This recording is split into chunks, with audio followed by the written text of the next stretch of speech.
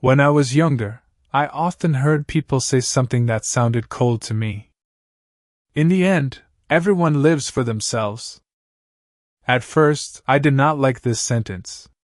It felt selfish and sad. I thought good people should live for others, help family, and care about love. But as I grew older, I slowly started to understand what the sentence really meant. No one can live my life for me. No one can feel my pain for me. And no one can carry all of my problems forever. In the end, I still have to walk my own road. A few months ago, I sat alone in my apartment one rainy evening. The room was quiet except for the sound of water hitting the window. My phone was in my hand, and I was reading comments online. Many young people were talking about marriage, children, and the future. One person wrote, "I can barely take care of myself. Why should I get married or have children?" Another person said, "Life is already too hard. I do not want more pressure." As I read those words, I understood them deeply. Life today feels heavy for many people. Everything is expensive. Jobs are unstable. People work long hours but still worry about money every day. Many young people feel tired before life even truly begins. I feel that way sometimes too. Some mornings, I wake up already worried about work, bills, and the future. I look around my small apartment and think about how difficult life has become. Even buying a home feels impossible now. Because of this, many people are afraid of marriage. Not because they hate love, but because they are afraid of responsibility. I remember talking to one of my friends about this. We were drinking coffee together after work. He looked exhausted. Dark circles sat under his eyes. He suddenly asked me, "Do you ever think about staying single forever?" I laughed a little and asked why. He stared down at his cup and said quietly, "I am scared I cannot be a good husband or father. Life already feels too difficult." His words stayed in my heart. I realized many people around me secretly carry the same fear. We all want love. We all want a warm home. But we are afraid we are not strong enough to protect it. That fear is very real. One day, my mother said something interesting to me. She told me about an old saying she heard from a Buddhist monk. If a person has blessings in life, even without children, someone will still care for them when they are old. But without blessings, even many children may not stay. I thought about that for a long time. Because it is true. I have seen lonely old parents with many children. Their children became busy with work, marriage, and their own lives. Some parents spent their whole lives sacrificing for their family, but still cried alone in old age. But I have also seen kind old people without children who were loved by neighbors and friends. When they became sick, many people came to help them. That made me realize something important. Maybe the most important thing is not how many people belong to your family. Maybe the most important thing is how you live your life. If you live with kindness, people remember. If you help others sincerely, people feel your warmth. Even in a cold world, kindness still matters. For a long time, I believed I could live alone forever and still be happy. I thought independence was freedom. I told myself I did not need marriage or children to have a meaningful life. Then something happened that changed me. Last year, my aunt passed away suddenly. She never married and never had children. She was a retired office worker with a stable pension. She lived alone in a small but clean house.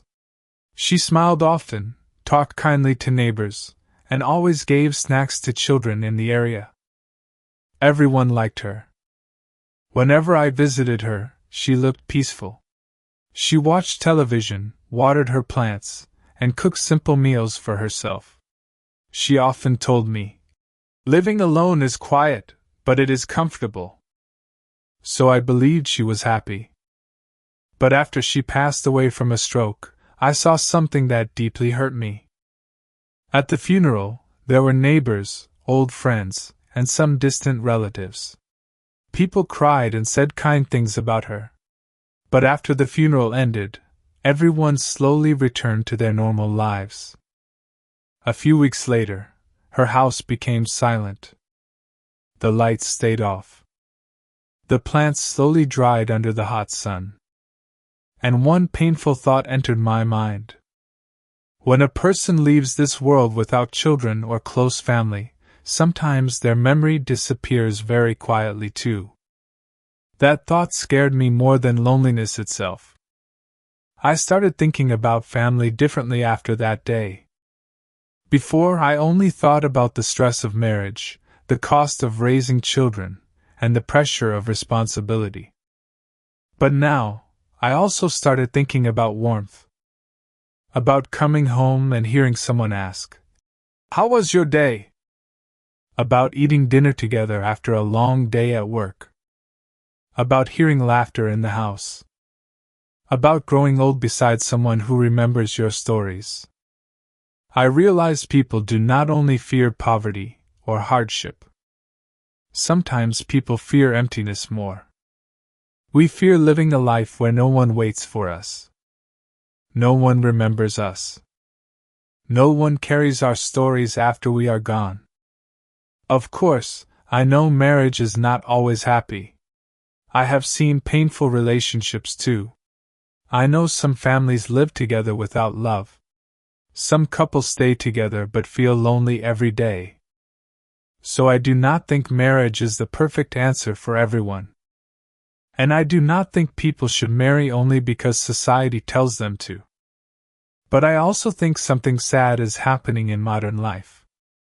Many people now see family only as pressure, only as sacrifice, only as responsibility. We forget family can also be healing. It can be the place where tired people rest. The place where lonely people feel less alone. The place where love quietly grows over many years. One night after my aunt's funeral, I sat alone again in my apartment. I looked around the quiet room and imagined myself old someday.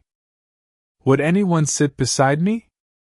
Would anyone remember my favorite food, my stories, or my habits? Would there still be laughter in my home? Or would everything become silent one day?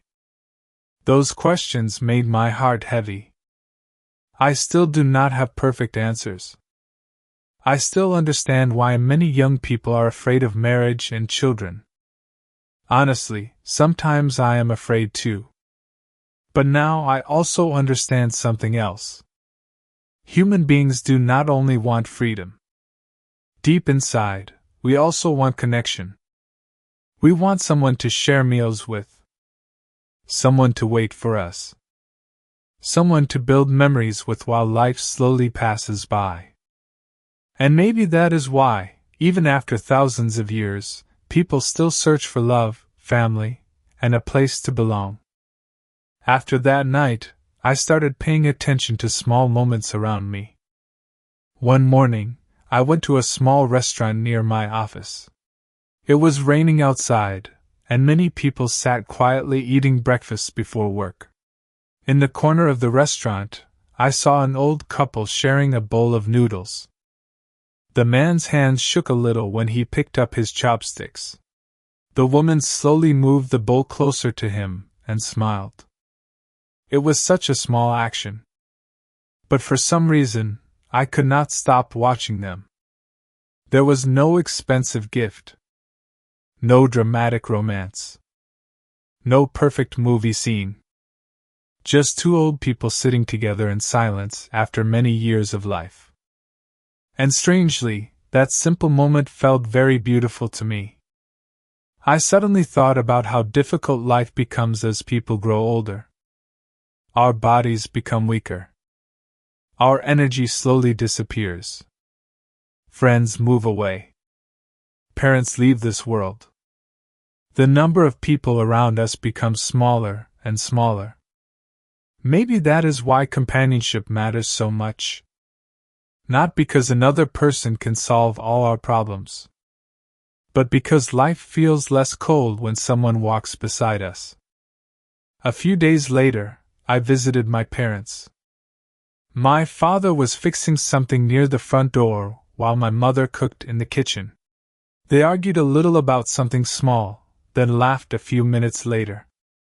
I watched them quietly. When I was younger, I thought love had to be exciting all the time.